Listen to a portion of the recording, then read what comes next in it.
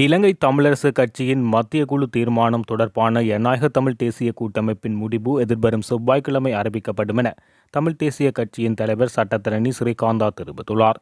அதேவேளை தமிழ் பிரதிநிதித்துவத்தை பாதுகாக்கும் பொருட்டு அம்பாறை மற்றும் திருகோணமலையில் தமிழ் தேசியம் சார்ந்த கட்சிகள் இணைந்து போட்டியிட முடியும் என தெரிவித்தார்.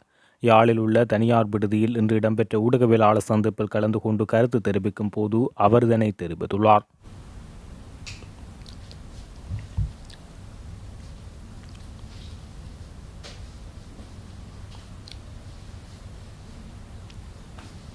வணக்கம். எதிர்வரும் பாராளுமன்ற பொது தேர்தலில் தமிழ் மக்களின் பிரதிநிதித்துவத்தை உறுதிப்படுத்துவதற்கு ஏதுவாக கடந்த காலத்தில் தமிழ் தேசிய கூட்டமைப்பில் இருந்து வெவ்வேறு சந்தர்ப்பங்களில் பிரிந்து சென்றவர்கள் மீண்டும் தமிழ் தேசிய கூட்டமைப்பில் இணைந்து கொண்டு தமிழரசுக் கட்சியின் பேரில் தமிழரசுக் கட்சியின் சின்னத்தில் கடந்த காலத்தைப் போலவே மீண்டும் இணைந்து போட்டியிட முன்வர வேண்டும் என்ற கோரிக்கையை புன்முறுவலோடும் வினயத்தோடும் தாம் விடுப்பதாக தமிழரசுக் கட்சியின் சார்பில் அதனுடைய பேச்சாளர் பாராளுமன்ற உறுப்பினராக சமீப காலம் வரையில் இருந்தவர் சுமந்திரன் விடுத்திருக்கின்றார். புன்முறுவலோடு விடுக்கப்பட்டிருக்கும் இந்த கோரிக்கைக்கு புன்முறுவலோடு பதிலளிப்பதுதான் நியாயமானது. அந்த வகையில் நாங்கள் புன்முறுவலோடு எங்களுடைய பதிலை அளிக்க வேண்டியிருக்கிறது.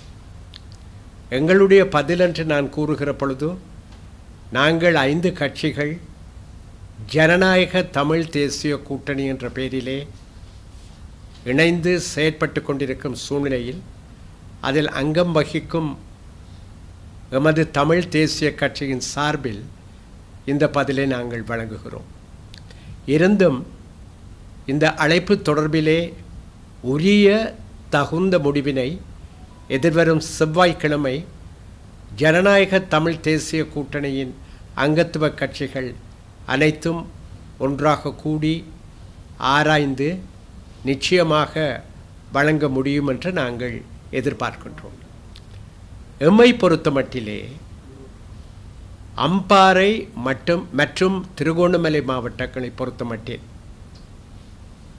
தமிழ் மக்களின் பிரதிநிதித்துவத்தை உறுதிப்படுத்துவதற்கான அவசியம் ஏற்பட்டிருக்கிறது என்ற உணர்வின் அடிப்படையிலே அந்த 2 மாவட்டங்களிலும் எந்தவிதமான தயக்கமுமின்றி அனைத்து தமிழ் தேசிய கட்சிகளோடும் தமிழரசுக் கட்சி உட்பட இணைந்து கூட்டாக செயற்படுவதற்கு நாங்கள் தயாராக இருக்கின்றோம்.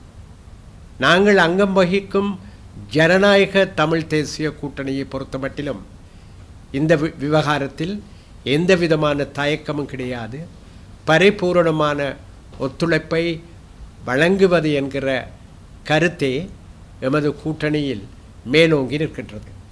ஆகவே இந்த விடயத்தில் தமிழ் தேசிய அரசியல் பரப்பில் உள்ள அனைத்து கட்சிகளும் ஒன்றாக இணைந்து இந்த தேர்தலை சந்திக்க முடியும் என்று நாங்கள் நம்புகிறோம். உரிய முறையில் தகுந்த ஏற்பாடுகளுடன் நாங்கள் கூட்டாக செயற்பட்டு திருகோணமலை மாவட்டத்திற்கான தமிழர் பிரதிநிதித்துவத்தையும் அம்பாறை மாவட்டத்தில் சென்ற முறை பறிபோன தமிழர் பிரதிநிதித்துவத்தையும் இந்த முறை உறுதிப்படுத்த முடியும் என்று நாங்கள் உறுதியாக நம்புகின்றோம்.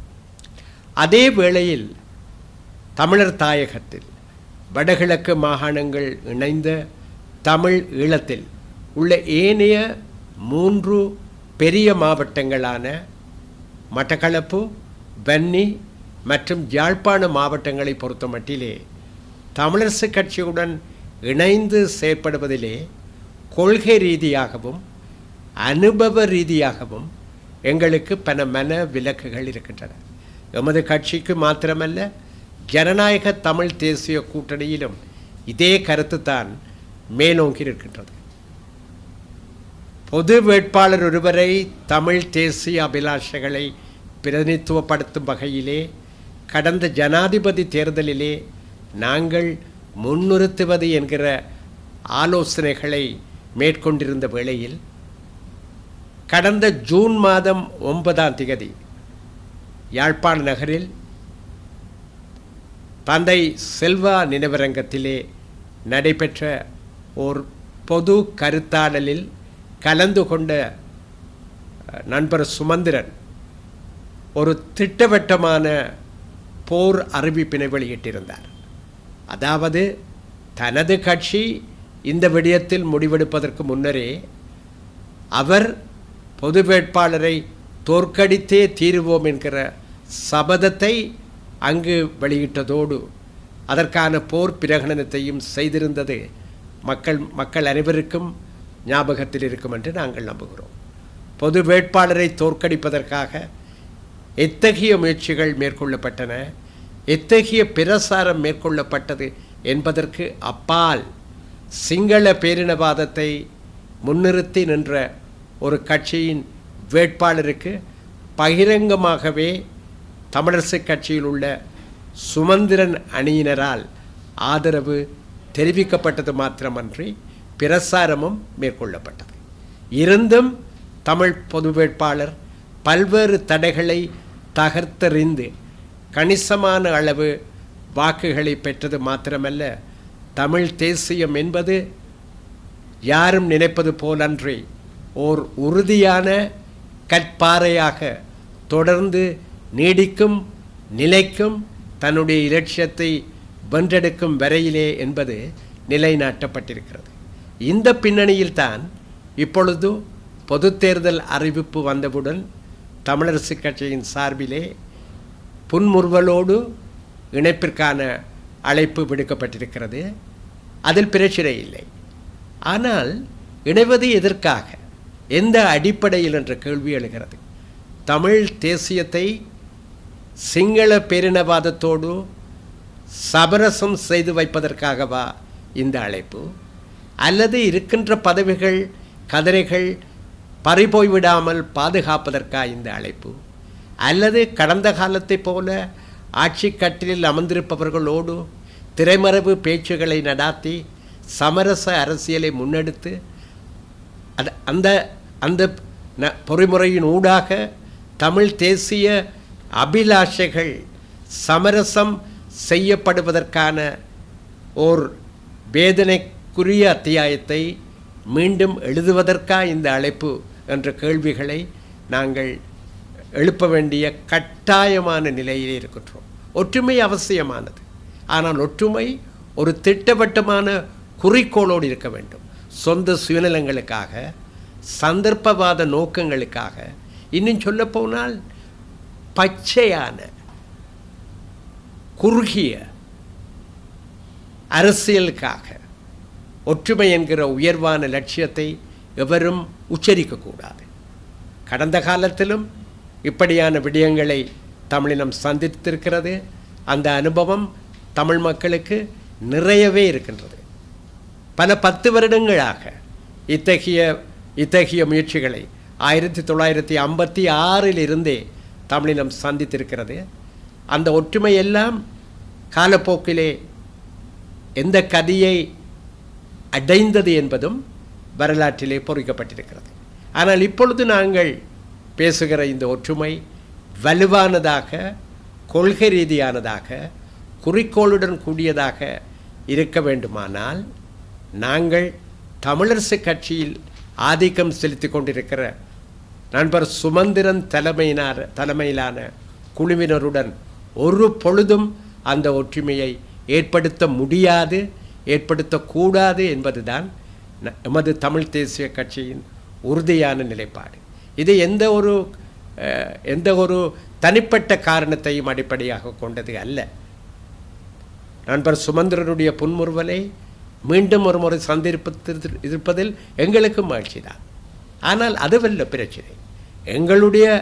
எங்களுக்கு முன்னால் உள்ள ஒரே ஒரு கேள்வி, தமிழ் மக்களுடைய அரசியல் அபிலாஷைகளை முன்னெடுப்பதற்கு இப்பொழுது ஒரு பிரேரணையாக அல்லது ஒரு யோசனையாக அல்லது ஒரு அழைப்பாக முன்வைக்கப்பட்டிருக்கிற இந்த ஒற்றுமை எவ்வளவு தூரம் உதவ முடியும், எவ்வளவு தூரம் ஆரோக்கியமான அரசியல் நடவடிக்கையாக அமைய முடியும் என்பதுதான். முதலிலே தமிழரசு கட்சிக்குள்ளே ஒற்றுமைப்பட முடியாதவர்கள் சொந்த சுயநலங்களுக்காக இன்றைக்கு தனியொரு அணியினை நடாத்தி கொண்டிருப்பவர்கள் இன்றைக்கு ஒற்றுமைக்கான அழைப்பினை புன்முறுவலோடு விடுப்பது என்பது எங்களை பொறுத்தமட்டிலே ஒட்டுமொத்த தமிழ் மக்களையும் ஏமாற்றுவதாகத்தான் இருக்க முடியும். தமிழரசு கட்சியில் உள்ள இலட்சியவாதிகள், கொள்கைவாதிகள் இன்னமும் தமிழரசு கட்சியின் அடிப்படை நோக்கத்தோடு இணைந்து செல்பவர்களோடு கைகோர்த்து நிற்பதிலே எங்களுக்கு பிரச்சனை இல்லை. ஆனால் அத்தகைய ஒற்றுமையை இன்றைய சூழ்நிலையிலே அடுத்து வரும் சில தினங்களுக்குள்ளே நாங்கள் ஏற்படுத்த முடியுமா என்பது பாரதூரமான ஒரு கேள்வி. ஏனெனில் தமிழரசு கட்சி என்ற அந்த அமைப்பின் வரையறை குறுக்கே நிற்கிறது. இந்த பின்னணியிலே நாங்கள் உறுதியாக சொல்ல விரும்புகிறோம், எதிர்வரும் செவ்வாய்க்கிழமை எமது ஜனநாயக தமிழ் தேசிய கூட்டணி இந்த விடயத்திலே ஒரு முடிவினை எடுப்பதற்கான கூட்டத்தினை நடாத்தும் என்றும் அதில் இந்த கருத்துக்களை தமிழ் தேசிய கட்சி உறுதியாக முன்வைக்கும் என்றும் நாங்கள் கூற கடமைப்பட்டிருக்கிறோம். ஆனால் எமது தமிழ் தேசிய கட்சியை பொறுத்தமட்டிலே தமிழரசு கட்சியில் உள்ள சந்தர்ப்பவாத சுயநல சிங்கள பேரினவாதத்தின் முகவர்களோடு ஒட்டுமிருக்க முடியாது, உறவும் இருக்க முடியாது. நன்றி, வணக்கம்.